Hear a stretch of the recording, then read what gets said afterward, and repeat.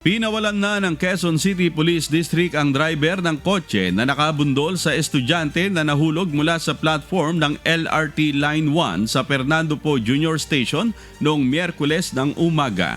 Ayon sa QCPD, ito'y matapos maglabas ng notaryadong manifestasyon ang tatay ng biktima na hindi sila magsasampa ng reklamo laban sa driver ng kotse.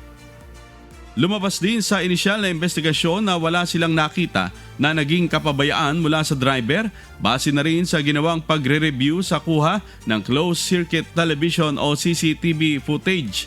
Paglilinaw ng QCPD na nakipag-cooperate din ng driver sa ginawa nilang pagsailalim sa kustodiya nito na siya namang bahagi ng umiiral na Standard Operating Procedures o SOP ng Philippine National Police lalo na at may namatay sa nangyaring insidente. Hakbang din ito sa pulisya o ng pulisya para sa isinasagawang investigasyon upang masiguro ang nararapat na documentation at pagsunod sa mga kinakailangang legal requirements.